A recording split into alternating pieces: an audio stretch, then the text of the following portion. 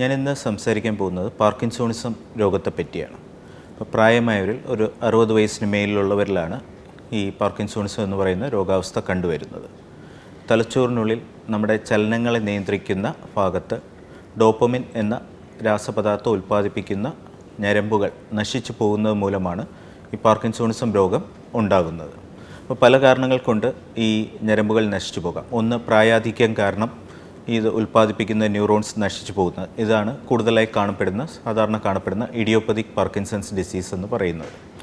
രണ്ടാമതായിട്ട് മറ്റു പല കാരണങ്ങൾ കൊണ്ട്, ഉദാഹരണമായിട്ട് മാംഗനീസ് എന്ന് പറയുന്ന പദാർത്ഥം അധികമായി ശരീരത്തിലുണ്ടായാൽ, ഇല്ലെങ്കിൽ അമിതമായി കീടനാശിനികൾ പ്രത്യേകിച്ച് ഫോസ്ഫേറ്റ്സുമായിട്ടുള്ള എക്സ്പോഷർ കൂടിയാൽ, കാർബൺ മോണോക്സൈഡ് വിഷവാതകം ശ്വസിച്ചവരിൽ ഒക്കെ പാർക്കിൻസോണിസത്തിൻ്റെ രോഗലക്ഷണങ്ങൾ ഉണ്ടാകാം. ഇതുകൂടാതെ അടിക്കടി ഉണ്ടാകുന്ന തലച്ചോറിലുണ്ടാകുന്ന ക്ഷതങ്ങൾ, പ്രത്യേകിച്ച് ബോക്സേഴ്സിൽ, അതും പാർക്കിൻസോണിസത്തിൻ്റെ ഒരു കാരണമാണ്. ഇനി ഡയബറ്റീസ് അല്ലെങ്കിൽ ഹൈപ്പർ ടെൻഷൻ ഉള്ളവരിൽ ഈ ചലനത്തെ ബാധിക്കുന്ന സ്ഥലങ്ങളിലേക്കുള്ള രക്തയോട്ടക്കുറവ് സംഭവിക്കാം. അതും പാർക്കിൻസോണിസം രോഗലക്ഷണങ്ങൾ ഉണ്ടാക്കും. അത് കൂടുതലായും കാലുകളിലേക്കുള്ള ചലനത്തെ ആയിരിക്കും കൂടുതലായിട്ട് ബാധിക്കുക. ഇതിനെ വാസ്കുലർ പാർക്കിൻസോണിസം എന്ന് പറയുന്നു. ഇതുകൂടാതെ തലച്ചോറിനുള്ളിലെ ഫ്ലൂയിഡ് പ്രഷർ, CSF എന്ന് പറയുന്ന ഫ്ലൂയിഡ് ഉണ്ട്, അതിൻ്റെ പ്രഷർ കൂടുന്നത്, അതിനെ നമ്മൾ നോർമൽ പ്രഷർ ഹൈഡ്രോകെഫാലസ് എന്ന് പറയും. അതും പാർക്കിൻസോണിസത്തിന് സമാനമായ രോഗലക്ഷണങ്ങൾ ഉണ്ടാക്കാം. അതും നമ്മുടെ കാലുകളുടെ ചലനത്തെയാണ് കൂടുതലായിട്ട് ബാധിക്കുന്നത്. അപ്പോൾ പാർക്കിൻസോണിസം രോഗത്തിൻ്റെ പ്രധാന ലക്ഷണങ്ങൾ 4 എണ്ണമാണ്. ഇതിലേറ്റവും പ്രധാനം വിറയൽ. അപ്പോൾ ഇത് കൈകാലുകളുടെ വിറയൽ, ഏതെങ്കിലും ഒരു വശത്തുള്ള കൈയിലോ കാലിലോ ആയിരിക്കും ആദ്യമായി ഈ വിറയൽ അനുഭവപ്പെടുന്നത്.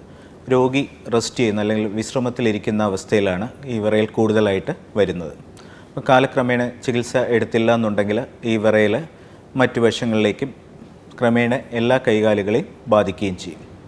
രണ്ടാമത്തെ രോഗലക്ഷണം എന്ന് പറയുന്നത് എല്ലാ പ്രവൃത്തികളിലുമുള്ള ഒരു പതുക്കം, പഴയ സ്പീഡിൽ കാര്യങ്ങൾ ചെയ്യാൻ പറ്റാതിരിക്കുക. മൂന്നാമതായിട്ട് പേശികളുടെ ദൃഢത, ഒരു സ്റ്റിഫ്നെസ്. അപ്പോൾ ഈ സ്റ്റിഫ്നെസ് കാരണം ജോയിൻറ്റ് പെയിനുകൾ, പ്രത്യേകിച്ചും ഷോൾഡർ പെയിൻ പാർക്കിൻസോണിസം രോഗികളിൽ കൂടുതലായിട്ട് കാണപ്പെടുന്നു. നമ്മൾ കൈകൾ ചലിപ്പിക്കാൻ ശ്രമിച്ചാൽ അമിതമായിട്ടുള്ള സ്റ്റിഫ്നെസ് അനുഭവപ്പെടാം. നാലാമത്തെ ലക്ഷണം എന്ന് പറയുന്നത് ബാലൻസ് ഇല്ലായ്മ. പ്രത്യേകിച്ച് നിരപ്പല്ലാത്ത തറയിൽ നടക്കുമ്പോഴോ പടിയിറങ്ങുമ്പോഴോ ഒക്കെ രോഗിക്ക് പെട്ടെന്ന് ബാലൻസ് നഷ്ടപ്പെടുകയും വീഴ്ചകൾക്കുള്ള സാധ്യത വളരെ കൂടുതലാണ്. ഇതുകൂടാതെ ഇരുന്നിട്ട് എഴുന്നേൽക്കുന്ന അവസ്ഥയിൽ പുറകോട്ട് മറിയുന്ന ഒരു അവസ്ഥയും ഈ പാർക്കിൻസോണിസം രോഗികളിൽ കാണപ്പെടുന്നു.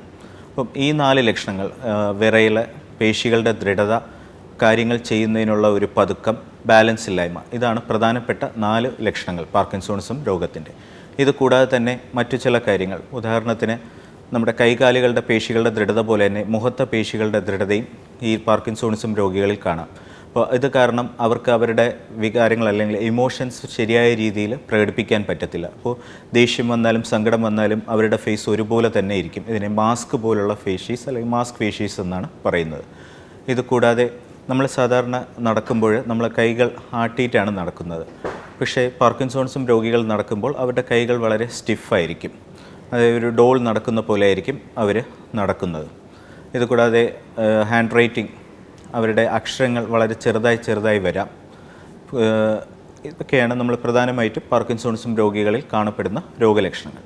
അപ്പോൾ ഇതിൻ്റെ രോഗനിർണയം എന്ന് പറയുന്നത് പ്രധാനമായിട്ടും രോഗലക്ഷണങ്ങൾ നോക്കിയിട്ടും അത് എക്സാമിൻ ചെയ്ത് സ്റ്റിഫ്നെസ് ഉണ്ടോ, ഈ പേശികളുടെ റിജിഡിറ്റി ഉണ്ടോ എന്ന് നോക്കിയിട്ടുമാണ് ക്ലിനിക്കൽ എക്സാമിനേഷൻ വഴിയാണ് രോഗനിർണയം നടത്തുന്നത്.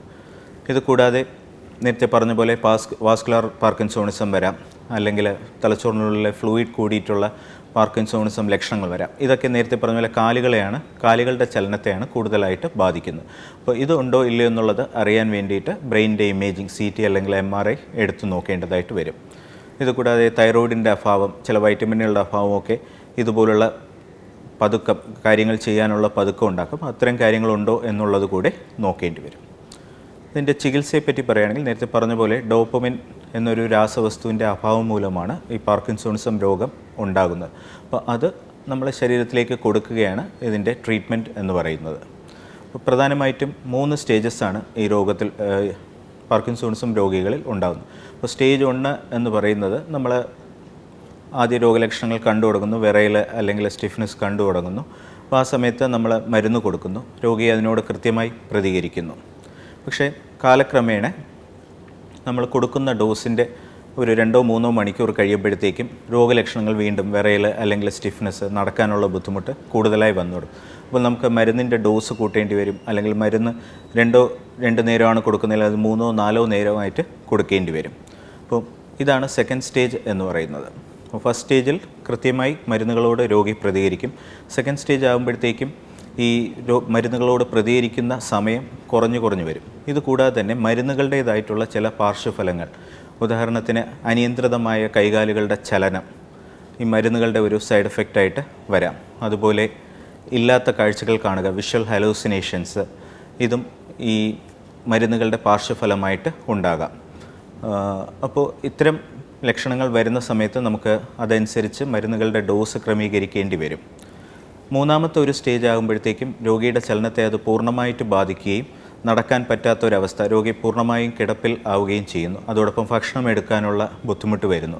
അപ്പോൾ നേരത്തെ കൈകാലുകളുടെ ചലനത്തെ ബാധിക്കുന്ന പോലെ തന്നെ നമ്മുടെ ഉള്ളിലെ ആമാശയത്തിൻ്റെ ചലനത്തെ ബാധിക്കാം.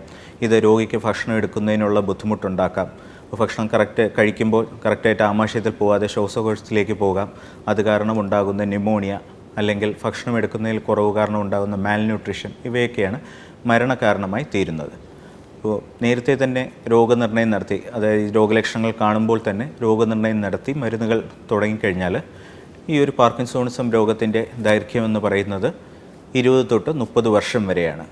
മരുന്നുകൾ എടുത്തില്ല എന്നുണ്ടെങ്കിൽ അത് 10 തൊട്ട് 12 വർഷം വരെ മാത്രമേ ഉണ്ടാവുകയുള്ളൂ. അപ്പോൾ ഈ പറഞ്ഞതൊക്കെയാണ് ടിപ്പിക്കൽ പാർക്കിൻസോണിസം എന്ന് പറയുന്നത്. അതിൽ പ്രധാനമായിട്ടും വിറയലാണ് രോഗലക്ഷണം. ഇതുകൂടാതെ വളരെ ചുരുക്കം ചില പേഷ്യൻറ്റുകളിൽ ഈ വിറയൽ ഉണ്ടാവുകയില്ല, പകരം ഈ സ്റ്റിഫ്നെസ് ആയിരിക്കും കൂടുതലായിട്ടുണ്ടാവുക. അത് പ്രധാനമായിട്ടും നമ്മുടെ കഴുത്തിൻ്റെ സ്റ്റിഫ്നെസ് അല്ലെങ്കിൽ കൃഷ്ണമണികളുടെ ചലനത്തേക്ക് ആയിരിക്കും ബാധിക്കുന്നത്.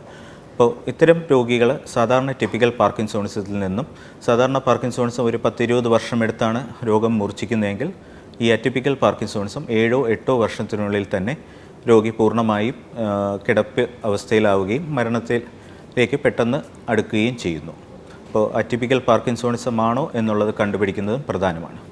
മരുന്നുകളോടൊപ്പം തന്നെ പ്രധാനമാണ് എക്സസൈസ്, പ്രത്യേകിച്ച് സൈക്ലിംഗ് പോലുള്ള എക്സസൈസ്.